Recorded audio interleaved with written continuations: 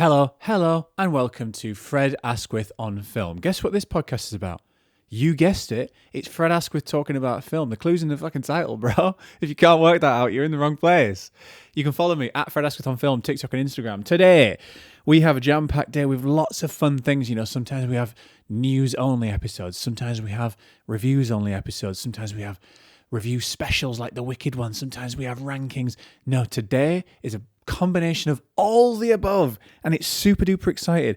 We've got a little bit of news about what the hell happened with the fact that I should have been on Sky News and I wasn't on Sky News.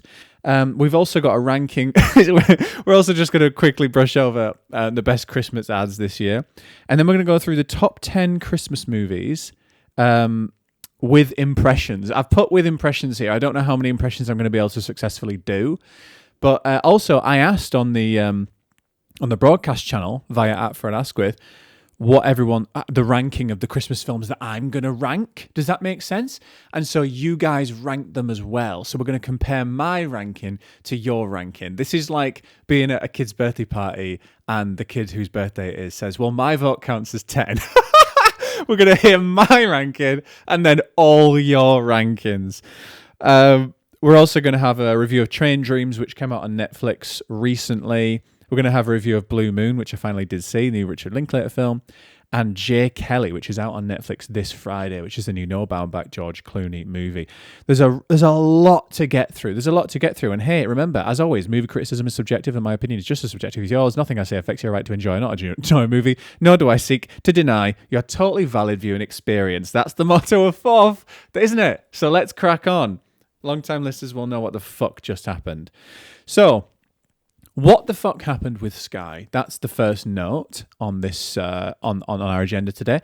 So anyone who follows @Fred Asquith on Film, TikTok and Instagram, know that I posted a story on probably Thursday, I think it was, saying, oh my God, Sky News have asked me to go live in the studio on, I think it was Friday morning, to talk about Wicked. They said they emailed me and they said, oh, we really love your TikToks that you've done about Wicked. It was like the clip ups that I've done of this podcast about me ranting and whatever. And we want you to come in and talk about Wicked. And then those who follow me will remember that about 4 hours later, I've posted another story saying they cancelled, right? And then eagle-eyed viewers of the London sort of burgeoning London, like small to medium-sized entertainment podcast community will know that the Townsends, Benedict and Hannah Townsend, eventually were on Sky News the following morning. And so rather than me crash out on my story about what the fuck happened there, I was like, I actually just want to talk about this on the pod because I think it's interesting as to the process, right? Tears streaming down my as I'm talking about it. Just to say up top, so happy for the Townsends to go on Sky News. It's absolutely massive for them, as it would have been for me. I just want to talk through this process. So I get this email, and I reply to the guy at Sky News, lovely guy, complimentary. I reply to him and I think I do a very honourable thing, right? And I say, absolutely happy to come on, would love to come on. Thanks so much for asking me. Just want you to know that I'm not a fan of the Wicked musical. By the way, this was right after I filmed my response episode last week. So I was kind of hot on the heels of like me ranting about people criticising my Wicked opinion, right? Especially for fans of the musical. So I was like, hey, just want you to know, I'm not a fan of the musical, massive fan of the first film, not a fan of the second film. If you want to get me on to sort of debate the qualities or otherwise of the second film, maybe with someone who loves the musical or knows a lot about the lore of Wicked, then that sounds like a great idea. If you want me to get on to be the sole spokesperson about the movie or the Wicked world and fandom in general, can you just let the hosts know that I'm not a fan of the musical so they can't ask me granular questions about like, oh, what do you think about the adaptation from the musical and what do you think about this and blah blah, because that's not something I can answer. So happy to do it, just let them know, right? Let them know that I'm going to be a spokesperson. I'm essentially going to be like a movie critic who's going in as a non-Wicked fan who liked the first one, didn't like the second one. And is that what you're looking for, right? I thought that was a good thing to say. Then the next email, I wasn't sending that email to say like, I don't really want to do this. I made it clear, I'm really happy to do this. Can you just know this? But the response I got was, no, I think you're right. Actually, we don't want to anger the Wicked fandom. Maybe we can work on another segment in the future, and we'll look for someone more suited to this one. And I was actually at that point, like, kind of really, really happy about that exchange. I was like, hey, I've made a new contact. And I did the right thing by airing out my own biases, and they're going to have a much better segment by getting someone who's much more into Wicked. And then I wake up and I see that the Townsends have done that same slot, right? And just to be clear again, I am friends with Benedict Hannah Townsend, but even if I wasn't, whoever gets that slot deserves that slot because they've obviously come on the map of the Sky News people. Whoever gets that slot, I'm happy for them. It's a huge thing for any creator to have a slot like that. This is not about the Townsends. So happy for them. I just know that when it clicked the next morning that actually could have been me, I was like, oh shit, why didn't I just say yes? I did the Prince Andrew. I was almost too honourable. I should have just, why didn't I just say, yeah, cool, I'll go on? And I could have been unbiased. I could have been like, hey, musical fans generally are loving it and non-musical fans are generally having problems with it. I could have said all those things. Caveat that and say the Townsends were definitely a better booking. And I really mean that because first of all, you've got the fact that you've got one male, one female. Second of all, Hannah, I know, is an absolutely massive fan of Wicked. So in terms of me saying to Sky, maybe it's better for you to have a massive fan of Wicked, they absolutely did that. They were a great booking, just to reiterate, not about the Townsends whatsoever. But I was like, why didn't I just fucking say yes to this? And so now I'm thinking, did I make a contact, right? Because he's like, hey, we want more film and TV on the show in future. So yeah, let's definitely keep in touch. Or is that just pleasantries that you would say to someone who you fobbed off for what we've agreed is a much better booking? And then are they now the contact? You know what I mean? And this isn't, again, a competitive element with the Townsends, who I absolutely love. This is purely from a personal point of view of like, why did I say what I said? And passed up an opportunity that would have been a great opportunity. And that's a lesson for the future. And hey, there may be some opportunities coming down the line that I'm really excited to talk about. But sometimes these things slip through your fingers, and sometimes you see very, very good friends having their time in the sun, and I'm very, very happy for them. Tears streaming down my face. But you know what I think was exciting about it? Regardless of how I fumbled that bag, and there was no pay for it, but regardless of that, this means that FoF is on the up, right? I've been getting way more inquiries since probably the last 4 or 5 episodes. Definitely the Wicked stuff. Like, I am on CNN somewhere. CNN, I put on my story as well, got in touch saying, can we clip up your review to put on CNN.com? I can't even fucking find where it is. They might have been lying. But the very fact that I was asked, and this Sky thing and some other things that I can't yet talk about, means that FoF is on the up. It's starting to be noticed in some pools. And, even though podcasts like Talk of the Townsends, podcasts like Pulp Kitchen, both these podcasts are friends of the show, and other ones too, much longer running, FoF is starting to creep into those circles. And that's really exciting for me, and it's really exciting for us. So thank you for listening. Tears bouncing out my eyeballs. Just want to say, for anyone who's seen all the Xmas ads, I watched all of them on YouTube in a massive playlist the other day. It took me about 20 minutes, and it was pretty soul-destroying, to be honest, because isn't it weird that Christmas adverts are supposed to be heartwarming and uplifting and magical, but because there's such an industry now, it's such a conveyor belt, that it's such a box to tick, that they end up feeling quite soulless and soul-destroying when you watch them in a row, right? And so I have come out with the following conclusions. The best Christmas ad this year is Waitrose. That's the one with John... Why have I forgotten his name? Joe Wilkinson. Fucking hell, Jesus. Joe Wilkinson and Keira Knightley semi-reenacting the door scene from Love Actually, and then having like a romance over the things they bought from Waitrose. Then they have a kiss at the end. That for me has won Christmas this year. Normally you would say it's John Lewis traditionally win Christmas, but I think Waitrose has won Christmas. The worst ad is a split between two. That for me is Coca-Cola, because that's an AI generated ad. And if you, I don't know if you knew that, I didn't know that, but I heard that it's an ad it's entirely AI generated. So they have these red trucks coming down the road as usual. Holidays are coming. But for example, the truck sometimes changes how many wheels it's got on the truck. And you might say, well, this doesn't matter. Well, it fucking does, because we're talking about artistic value here. We're talking about what love has gone into this. Fuck all. And you're a multinational billion-dollar corporate entity. Put some fucking effort in. Hire some fucking trucks. Put your fucking garb on them and drive them down the fucking road. Thanks very much. You fucking lazy twats. You lazy fucking twat. It's Christmas. It's Christmas. We're slaving away and you can't film some fucking truck going down the road. You twats. Right? And it might be a point about AI, but I'm sorry, Coca-Cola. I'm sorry, Coca-Cola. I don't give a shit what you think about whether AI should be used in entertainment. That's not for you to say. Put the fucking black tar in the cans and deliver the fucking cans. That's your job. That's your job. And make a Christmas advert that's entertaining and fucking valuable, okay? Let the filmmakers deal with whether we should be using AI. It's not your job to make a point over whether, this was AI and isn't it good? It's actually shit, mate. It's actually not good. And as I said, that is a joint loser with Tesco. Unfortunately, Tesco do seem to be trying a little bit with their Christmas ad this year, but it's just sad.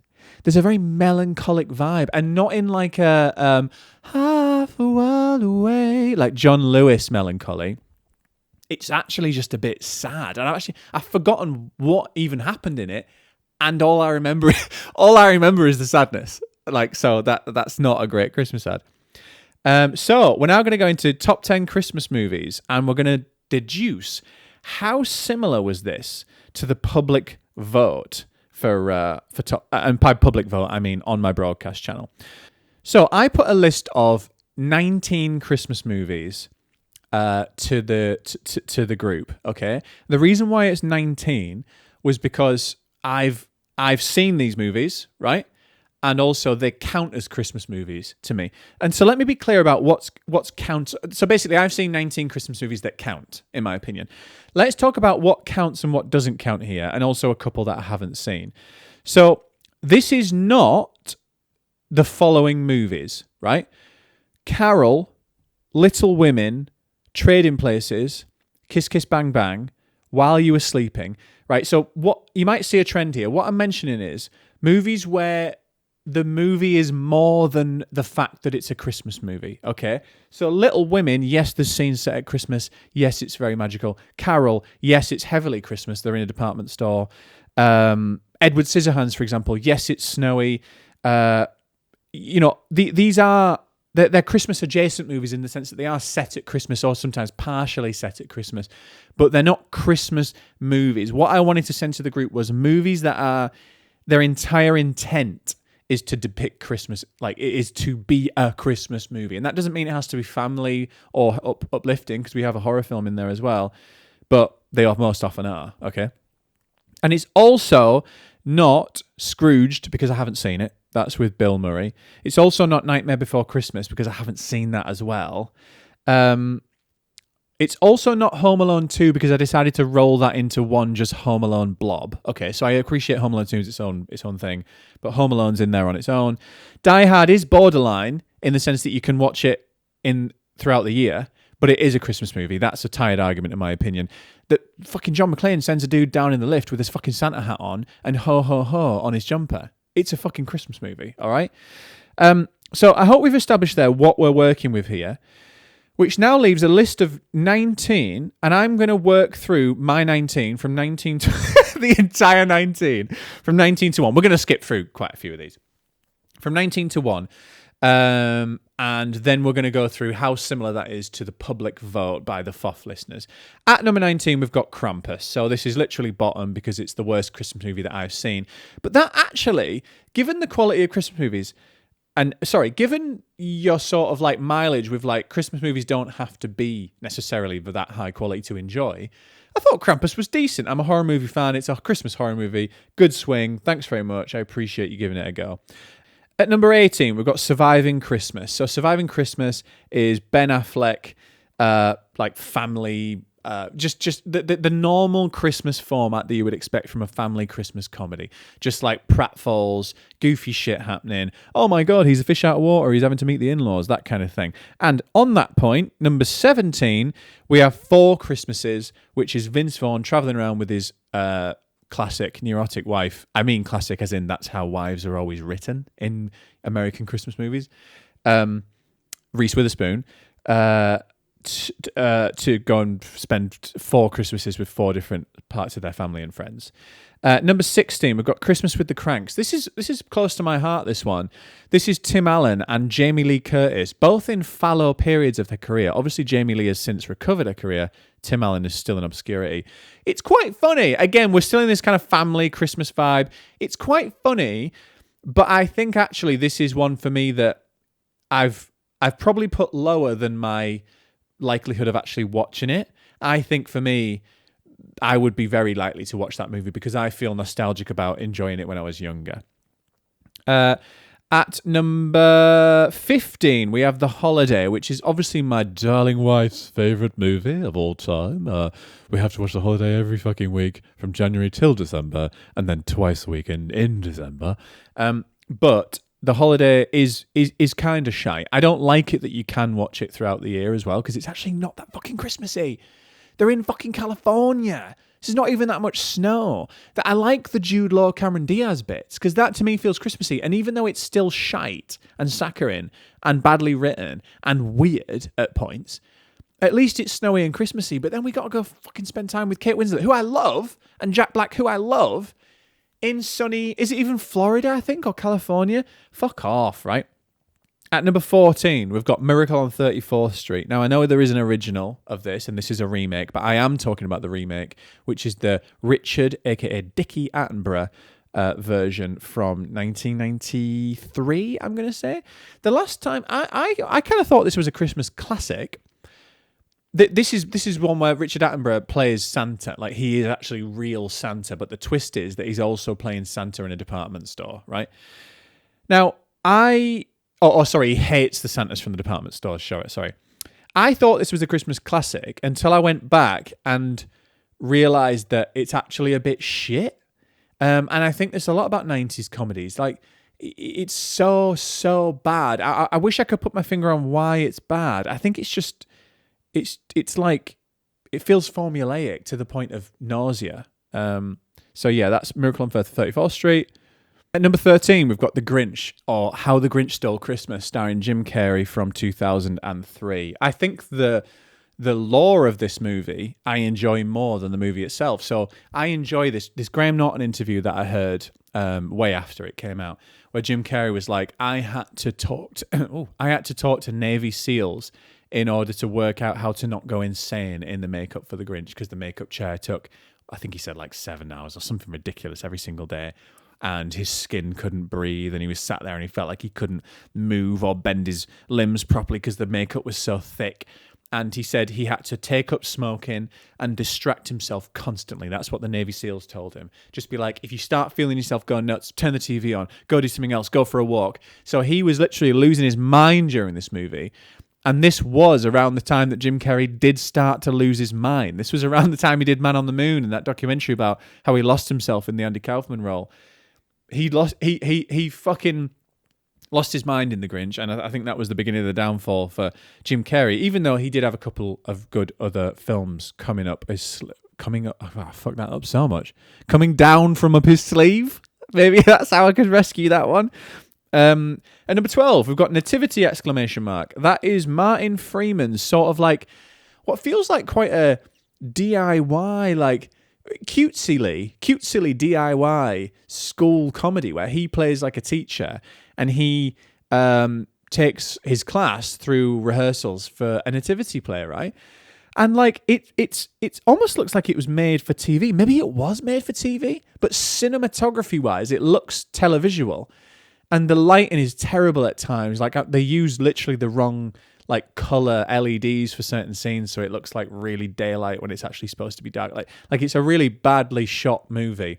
But the spirit is there. It's Christmassy. It's cozy. It's magical. And Martin Freeman elevates it because he's a really good comedic performer. And interestingly, that's also Martin Freeman in a fallow period after The Office, before The Hobbit. So that's a good one. We're really in the. By the way, we're already in the territory of like I genuinely like these movies. We've gone past the sort of shit ones. Number 11, National Lampoons Christmas Vacation. This is Chevy Chase's National Lampoons Christmas entry into the National Lampoons canon. So this is obviously more late 80s. I think it might have been very early 90s, but I think it was late 80s. It's certainly got an 80s aesthetic and an 80s spirit to it. I really like this movie. I kind of watched it cynically as a 30-year-old a couple of years ago, and I was like, oh, let's fucking give this a go because my mum's constantly talking about it and whatever.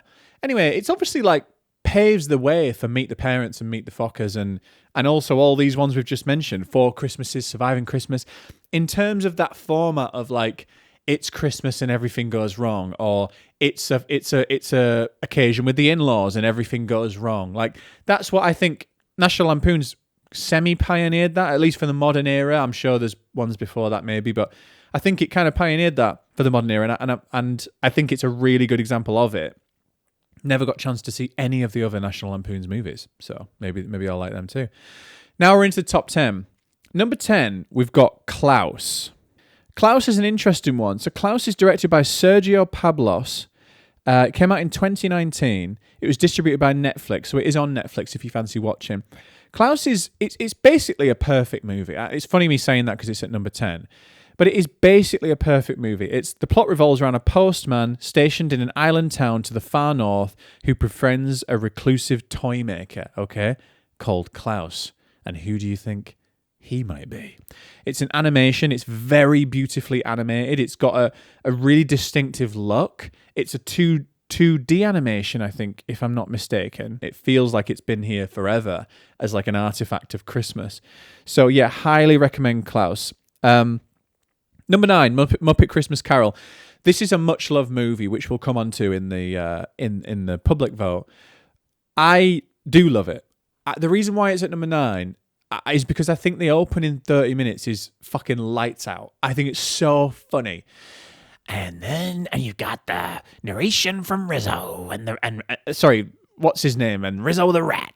And then you go into Scrooge's office and it's Michael Caine acting his arse off, and it's Kermit going, Mr. Scrooge, it's Christmas Eve, sir. Which I think is a decent Kermit impression. Woohoo! He started the impressions.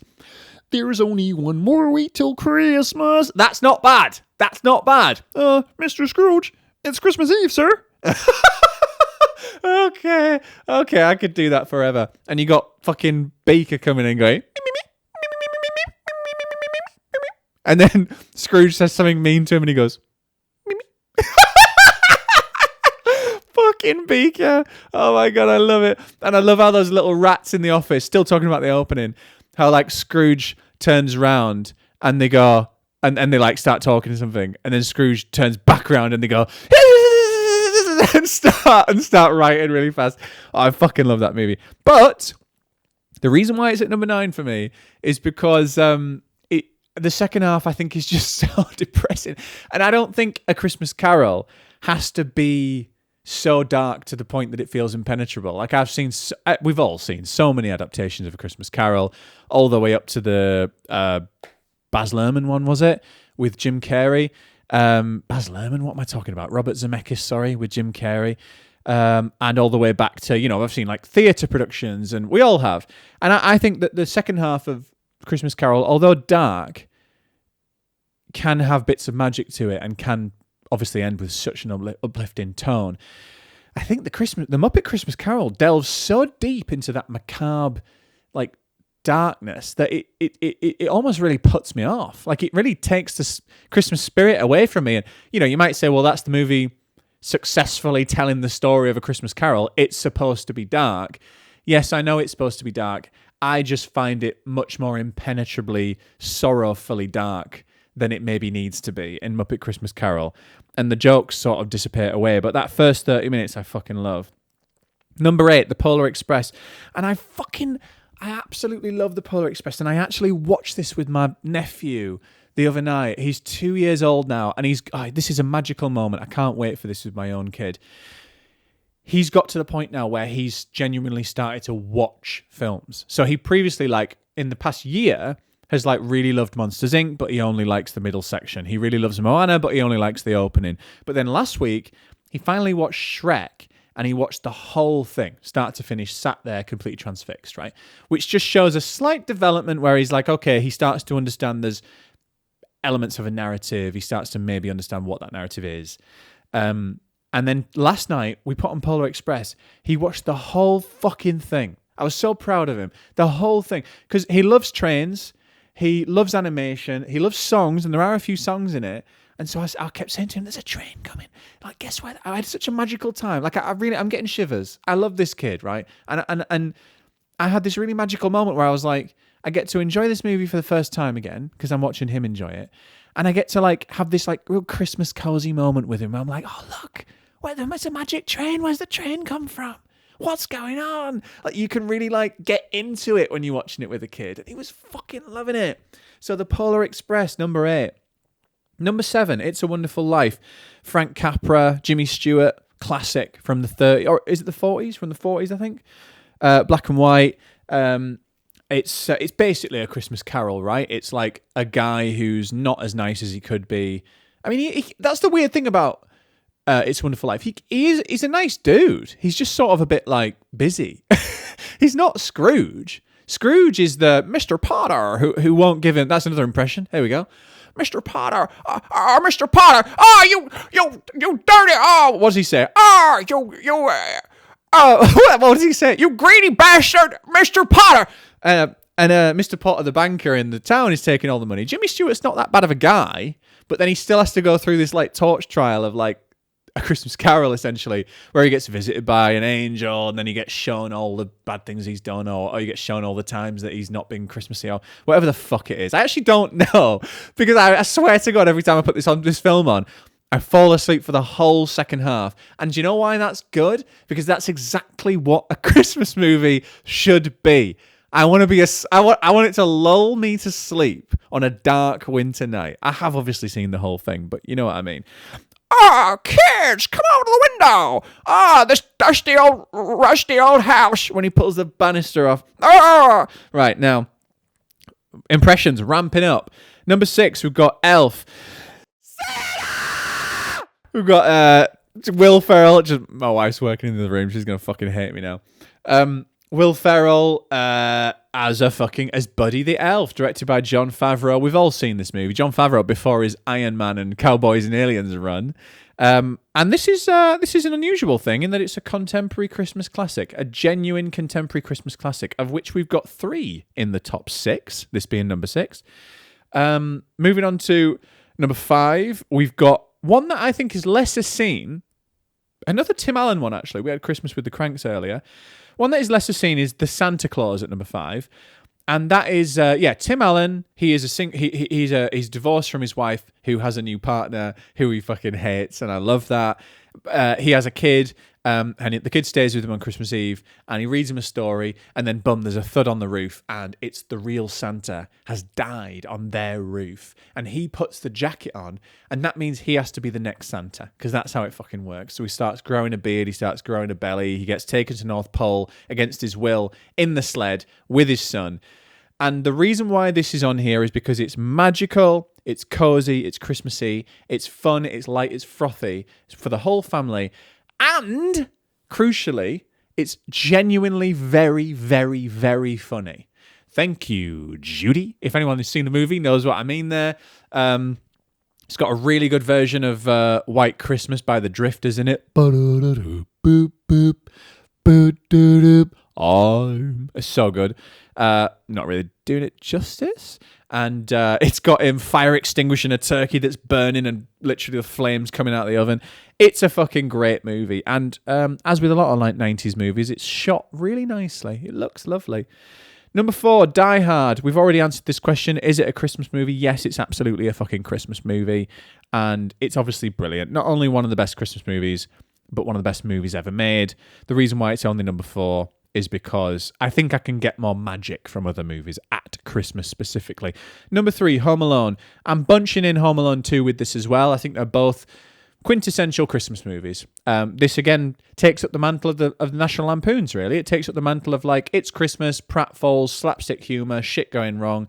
In this case, transplanted into the eyes of a kid, wonderfully played by Macaulay Culkin. I think that's an underrated aspect of this movie, is that he actually carries it, right? This isn't just a good concept with Joe Pesci playing a good villain and it just kind of carries itself. Macaulay Culkin's performance is genuinely good and not annoying. Like, if you don't like child performances in movies, it's still one that you can't dislike, and that's why he's still loved for that role. Number 2, The Holdovers. Now, this is Alexander Payne's Christmas movie starring Paul Giamatti from, I'm going to say 2023? Correct, 2023. Absolutely fucking smashed it. And this is an instant Christmas classic.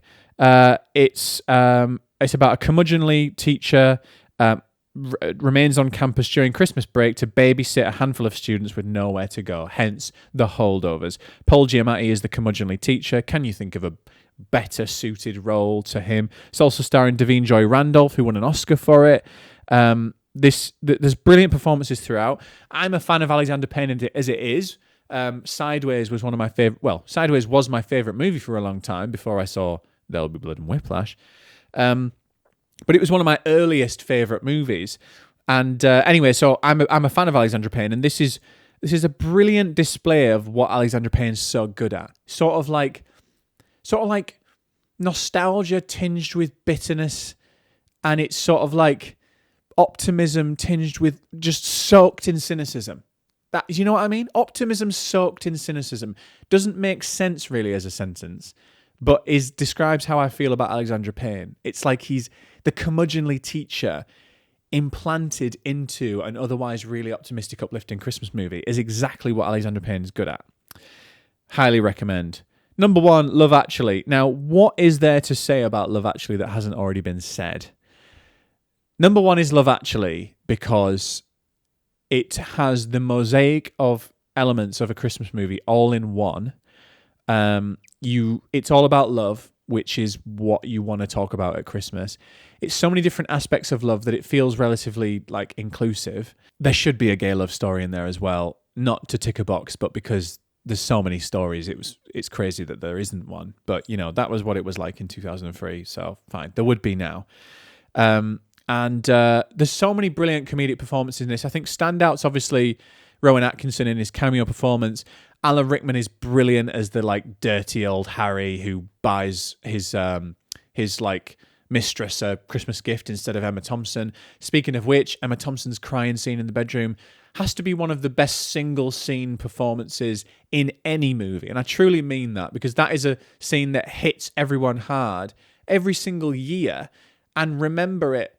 She's done so much good stuff in her career. For decades. She was in the Cambridge Footlights, for fuck's sake. She's done everything, right? And yet, that one scene can almost define her career and how good she is. This film, showing her comedic prowess and the emotional weight she can bring to a role, she's exceptional. And, you know, everyone's talked about Love Actually to death, but for me, it's got everything you want in a Christmas movie. That was the whole concept, and it absolutely achieves that. So now, just to run through that's my top 5. 1, Love Actually. 2, The Holdovers. 3, Home Alone. 4, Die Hard. And 5, The Santa Claus. Now, let's run through what the public vote was and compare. So, number 10, It's a Wonderful Life. Quite similar to me, because for me, It's a Wonderful Life was number 7. You voted The Holiday, number 9. The Holiday was all the way down in number 15 for me. I think that's probably because it's just considered a one that you watch at Christmas. I accept I'm probably a minority there. Number 8, Die Hard. So that's maybe some people saying, no, it's not quite Christmassy enough. I understand that. Number 7, Nativity, exclamation mark. That's quite similar to me. Oh, I had Nativity at number 12. Okay, well, spiritually, I understand why it's number 7. Number 6, you voted Elf. I think that's exactly the same. Hey, we've got one exactly the same. Number 6, Elf for both of us. I love like I'm speaking about you as one entity, as one human. One enormous blob. 5, the Polar Express. Polar Express is number 8 for me. Very similar. 4, the Grinch. The Grinch, that's probably the biggest difference for us because the Grinch was number 13 for me because I don't think the movie itself is as good as the story about the movie. Number 3, Love Actually. Number 2, Muppet Christmas Carol. And number 1, Home Alone. So my number 1, Love Actually, was your number 3. And it was quite far down as well. It got half as many votes as number 2 and 1. Number 2, Muppet Christmas Carol. So obviously you guys don't agree with my problem with the movie, which is that it's slightly too dark in the second half. And then number 1, Home Alone, which I completely accept. It was number 3 for me. And I expect, because I didn't put Home Alone 2 there were probably some votes for Home Alone 2 that bundled into Home Alone 1, which is what I wanted to happen anyway. So Home Alone, number 1, Muppet Christmas Carol, number 2, number 3, Love Actually, number 4, The Grinch, number 5, Polar Express. That is a great public vote. I completely agree with your takes as a community. And it's really interesting to see how my biases and personal preferences differ to this community at large. So we're going to have 3 reviews and then we're going to fuck off. I'm going to kind of semi-rattle through these reviews. First of all, because I want to keep the episode under an hour, as I always pledge. But second of all, because all 3 of them are quite small movies that are going to be quite underseen. So first we've got Train Dreams, which is a movie directed by Clint Bentley. It's starring Joel Edgerton and Felicity Jones. Robert Grenier, played by Joel Edgerton, lives all his years in the forests of the Pacific Northwest, working on the land, helping create a new world in the turn of the 20th century.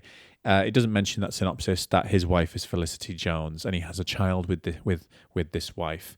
I'm not going to spoil this movie. This, as you can tell by the description there, the turn of the 20th century, this is a movie that spiritually is really close to There'll Be Blood, really close to The Brutalist with Adrian Brody in it. The difference is that this is not from the perspective of the contractor, which is what it is in The Brutalist, who's building concrete brutalist architecture, and Daniel Plainview in There'll Be Blood, the contractor. This is from the perspective of the lowly worker. He's out there felling trees. All he's got are his thoughts and his fellow workers, and then he goes home to his wife every season. It's accompanied by a voiceover throughout. It's a disembodied narrator. What would you call that? A third party narrator? What would you call that? And narrating in third person. I don't know what you call that. Anyway, it's voiced over throughout, which sort of grated on me a little bit. I was like, is this trite? Is this easy? Are you sort of telling me too much? Like, do I just want to... Because this is a very patient movie. It's a patient depiction of loneliness, sorrow, loss. It's a depiction of just how life passes you by. People come in and out of your life and how it passes by in the blink of an eye. And it's sort of tinged with regret, tinged with sadness. And so the voiceover on top of that meant that I was sort of not experiencing that calmness and that absence enough, because every quiet moment was filled with the voiceover, it felt like. And so the movie is very raw, but this voiceover gives it like a fable-like feel. And I think that is to the detriment of the movie. But the performances were fantastic. Joel Edgerton, brilliant. Felicity Jones, one of my favourite roles of Felicity Jones, because I wasn't quite keen on her in Brutalist doing the accent that she was doing and whatnot. She's doing a similar role. She's playing the wife of a dude, and I think that's a thankless role in Hollywood for women. But you know, regardless of that, it's a good performance in this. It's also a leaner and better film than The Brutalist, I think. Also, William H. Macy is back. William H. Macy, you may know him from Magnolia and other 90s movies. He's back. He's in a brilliant role. Again, I won't spoil anything, but he's probably my favourite character in the whole movie. Kerry Condon's in it. Kerry Condon of F1, but more importantly, Banshees of Inisherin, which she won a BAFTA for. I think she might have won the Oscar for that as well. She's in it.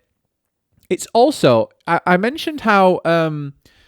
this is my main critique on it, right? I mentioned how it's spiritually similar to There'll Be Blood in the Brutalist in terms of the themes and the way that it discusses those themes. But actually, thematically, it's most similar to A Ghost Story, which is the David Lowery, Casey Affleck, Rooney Mara movie from, 2017, I'm going to say. A Ghost Story is one of my favourite movies. It's also a very patient, very raw depiction of loss and loneliness from the perspective of Casey Affleck as a ghost after he gets killed. And he's in this relationship with Rooney Mara, right?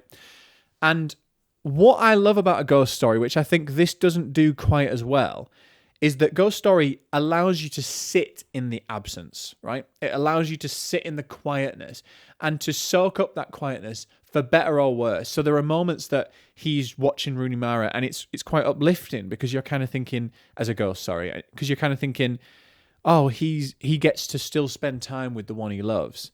And then there's other times where you're watching it and you're like, oh, this is the most heartbreaking thing ever because he's right with her and yet she doesn't know and he can't touch her. That it's brutal, right? In Train Dreams, there are a couple of things that aren't as good as The Ghost Story in that regard, and I'm only comparing them because they are thematically, tonally very, very similar, right? They're both shot 4:3 for fuck's sake. Like they're both a square format, visual format. There's just so many threads that are tying them together. There's a couple of things that aren't as good there. So the voiceover that I mentioned means that those moments of absence and rawness are kind of taken away from you, I think, in Train Dreams. But secondly, Train Dreams is slightly too idyllic. So again, this isn't spoiling anything in the synopsis to say that Joel Edgerton and Felicity Jones get together and are together and they have a baby together, right? That's what isn't as good about that as A Ghost Story is that Felicity Jones's wife is almost like way too idyllic. It's almost like a turn of the century pixie dream girl. You know, like how we all realized at the end of the noughties and the early 10s that like in things like New Girl and 500 Days of Summer, Zooey Deschanel sort of represented this like manic pixie dream girl of like, oh, she's just the perfect woman that a man would write into his film about a woman, right? That's sort of what Felicity Jones is in this. I'm just going to check, was this written by a man? So it was written by two men and it's based on a book written by Denis Johnson. So it's that Denis Johnson is another man. So there's three men who have passed this character. She's too idyllic for me. I'm not saying that women can't be perfect. Like I think my wife is perfect, but that's saying women are just human, right? And everyone has flaws. And I just don't like it that like it's just an easy route to trying to sell you the emotion of this movie to be like, oh, and wasn't she just amazing? Isn't she just amazing? Like, she's just perfect, isn't she? Like, she is perfect. There's absolutely nothing wrong with her. He comes home from his job, and she is just the perfect wife. And that's exactly what three blokes would write. Whereas in A Ghost Story, there's flaws to the relationship. So it's tinged with sadness and sorrow, but it's also tinged with regret and bitterness. It's like, oh, but the things that we shouldn't have argued about, the things that we could have done, like there's more to it. There's more texture to that dynamic. That's not to say I didn't engage with this movie. I did find it really engaging. I found it organic in its style and vibe. I found it wholesome. I found it cozy. There's a potential it's going to be nominated for Best Picture. I could understand why, but I don't think I'm as big a fan of this as everyone else. I accept that. That's just for the reasons that I've stated. And I give this 3.5 out of 5 on Letterboxd. You can go check out my review. I put the link to my Letterboxd reviews in the description. Blue Moon. Blue Moon is a new Richard Linklater, Ethan Hawke movie. This is set in 1943. It's about lyricist Lorenz Hart confronts his shattered self-confidence in a bar as his former collaborator Richard Rodgers celebrates the opening night of his new musical Oklahoma. So this is a true story of Rodgers and Hart were a duo that wrote musicals together, and then Rodgers famously went on to work with Hammerstein, who he wrote Oklahoma with, and then ended up writing some of the best musicals in American history, Sound of Music being the best example. So, as you could tell from that synopsis, he confronts his shattered self-confidence in a bar. This is all set in one location. It's all set in a bar, okay? And Lorenz Hart, played by Ethan Hawke, is an extremely chatty, verbose person who, again, as the synopsis mentions, is struggling with both extroversion and a deep sense of a deep lacking of self-confidence. So he's like a very, very chatty, very, very sad man, and that's how the film sets it up. It opens with these quotes from someone saying, "Lorenz Hart was both the happiest and the saddest man I've ever met," or something like that. And so the movie's about exploring that. It explores it all in one location. There's no plot. It's him talking. I was going to say it's people talking, but it's basically him talking. This character just does not shut up. Blah, blah, blah, blah, blah, right? You can sort of sense where I'm going with this review. I just want to mention, by the way, given that I am going that way, I am a fan of talkie movies, and specifically Richard Linklater, Ethan Hawke talkie movies. So the Before trilogy, Before Sunrise, Sunset, and Midnight, the romance trilogy that they did together with Julie Delpy, is sumptuous, perfect. I think they're all perfect movies, and if you haven't seen them, go watch them. I imagine you have seen them. They're extremely talky, and I love them so much. So I'm not against talky movies, and I'm not against these two doing talky movies. But I found this character way too frustrating. And your mileage with this movie is entirely bound to whether you're willing to listen to this character. I accept that Lorenz Hart was absolutely like this because they wouldn't have depicted him like this otherwise, right? And so I accept that this is exactly how the character was supposed to be. This isn't a criticism of the film in that sense. I'm not criticizing the film for purely depicting a character successfully. I'm criticizing the film for how it delivered that character to me, okay? So it's delivered him all in one scene, which they've done deliberately because then that shows just quite how verbose he was and how he sort of talked around his own insecurities. And it also allows to play out with the arrival of Rogers, who has just opened his new musical. It's a neat way of showcasing what this man was all about. But, like I said, your mileage with the movie depends on whether you can stand that, right? And as someone who grew up with my Auntie Nora, who just would not shut the fuck up, I have this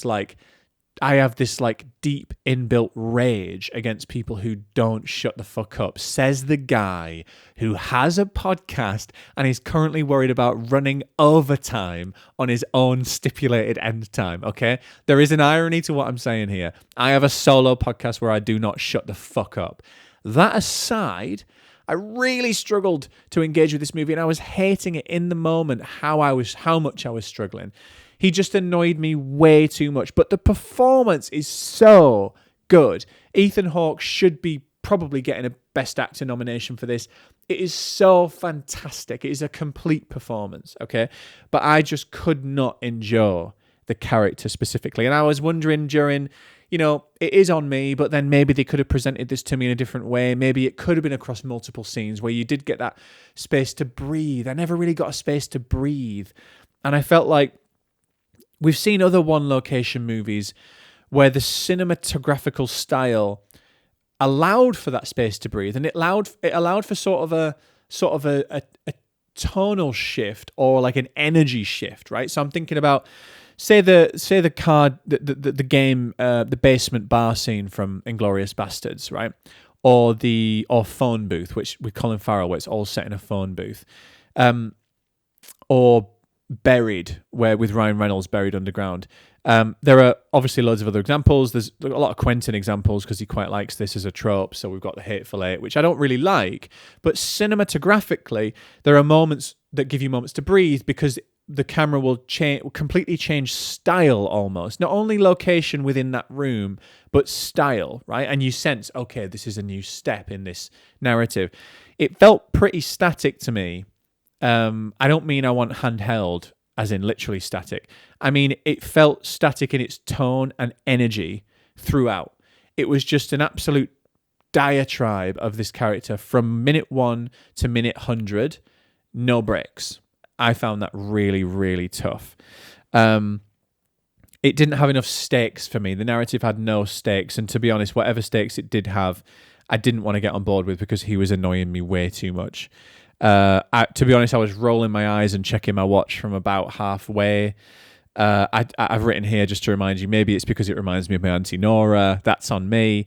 I went to the toilet at one point because I needed the toilet. I put some Strepsils in when I was in the toilet, came back in, the Strepsil slipped to the back of my throat, put some spit down into my lungs, and I started coughing violently. Had to run out again, which meant that everyone inside the cinema thought I was fucking nuts. But I have to say, I wasn't too bothered about having to run out again. I stopped coughing, went back in. I've missed 5 minutes. He was still talking, right? You get the idea. So I give Blue Moon 2 out of 5, which is brutal. That is a brutal rating I accept for a movie that I genuinely think Ethan Hawke should win the Best Actor for it, or he should absolutely be nominated. And it's brutal for a director that I massively respect, and for a swing at a format of a movie that I'm also massively respect. But I have to rate subjectively, right? And because movie criticism is subjective, as we talk about in our disclaimer, I have to rate subjectively because what the fuck else are we here to do other than be honest about what films we love and what films we don't love? I really like Train Dreams. Not as keen on this. I have to just rate as such for the reasons stated. So 2 out of 5, unfortunately for me, Blue Moon. But if you do feel like you can stand what this character is flinging at you, by all means, go and watch it because it is wonderful in so many ways. Final review before we fuck off. We've got Jay Kelly, the new Noah Baumbach movie, starring George Clooney and Adam Sandler, and it is going to be... Oh, it's also starring Laura Dern, and it's also starring Billy Crudup, which is a very important point, which we'll come on to.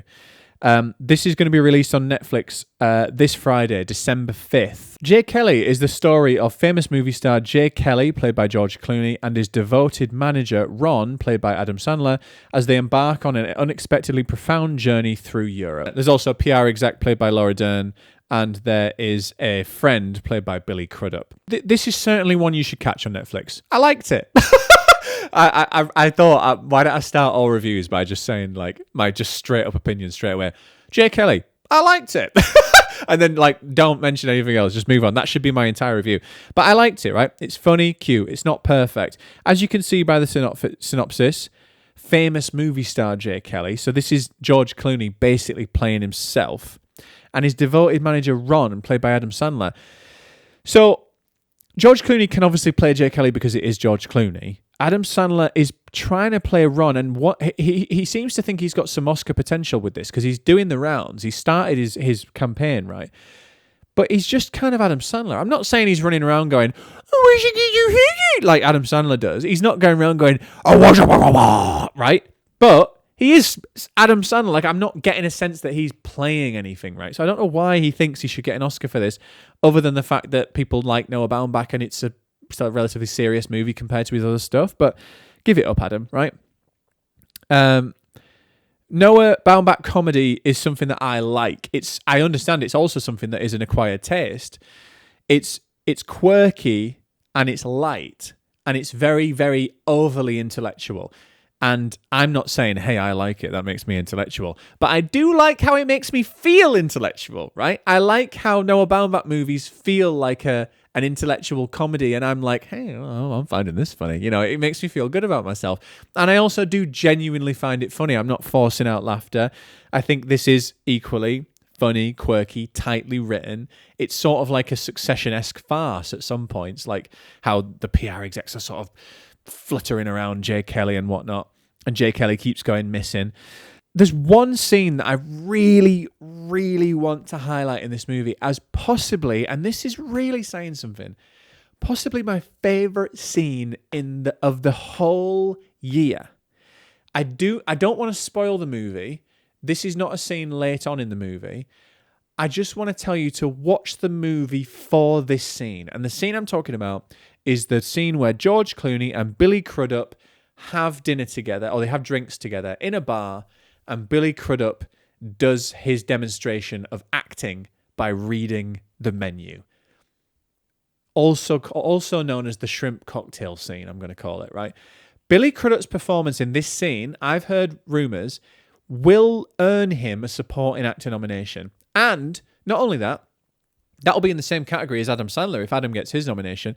Billy Crudup will deserve it more than Adam. For this one scene alone, it's out of this world. It is so good, and it makes the entire film worth it. So watch this purely for the shrimp cocktail scene. The film as a whole, though, it is slightly overlong, given that it is sort of like schmaltzy, maltzy rubbish, right? And it's a little bit self-serving, much like its main character, Jay Kelly, who is a kind of arrogant guy. And George Clooney plays that very well. I wonder why. And I'm not too keen on industry movies. So as you can see, this is Jay Kelly as a movie actor in the film. And so this is Noah Baumbach writing and directing a movie about movies. I'm never really massively keen on that. I don't know where this comes from, but whenever this pops up, it kind of just, it never clicks with me. There's a film coming out in January, Sentimental Value, that I caught at LFF with Joachim Trier. Joachim Trier's follow-up to A Worst Person in the World. I had the same issue with that. Spoiler alert for my review coming in January. But movies about making movies, or movies about the movie industry, it just feels so easy and dead to me. I can't put it into words more than that. But I'm not spoiling the ending. I didn't cry at the end, but my wife, who was with me for the London Film Festival screening, did sob at the end, to the point where at the end I was like, cool, great, let's go. Started putting my coat on, left, right? We got all the way downstairs, and then at the end she said, sorry, can we just stop for a second? And we stopped in the middle of the hallway. We hadn't shared any words at that point because we were just bustling around the crowds, right? And I looked around and she was still crying. And I said, I'm so sorry. I didn't realize you found the end really emotional. And she was like, yeah. I was like, I'm so sorry. I would never make someone get up if they found it emotional. Because actually a couple of days previous, we'd seen another film at the LFF, which I'll come on to reviewing in a few weeks. And I was sobbing at the end. And she said, are you okay to leave or do you want to wait? And I was like, I just need to wait and just stop crying first. And then like 2 days later, I made us fuck off. I just said, come on then. Come on, darling. Let's go. Let's go. And didn't realize she was crying her eyes out. So that's all just to say that it was extremely effective for one of the two of us. For me, it was effective, just not extremely effective. So I give Jay Kelly 3 out of 5. I think that it's pretty low in terms of the Noah Baumbach canon, the best of which is obviously Marriage Story, which is arguably a 5 out of 5 movie. But, you know, this is just below like The Squid and the Whale kind of thing. I think The Squid and the Whale is pretty solid 4 stars. This is certainly watchable, certainly entertaining. I just don't think it's as lofty or important as it thinks it is. However, watch it for the shrimp cocktail scene. 3 out of 5 for Jay Kelly. So thank you for joining me for Fred Asquith on Film. Follow me at Fred Asquith on Film, TikTok and Instagram. Next week, we have an extremely exciting week. I'm going to go through Knives Out 3, which is coming out on Netflix. I'm going to go through my top movies of all time, 2008 versus now. I found a document that I'd saved of my top movies of all time when I was a 15-year-old. And we're going to see, have I retained any of them? Thank you for listening to Fred Asquith on Film. I'll see you next week. Bye-bye.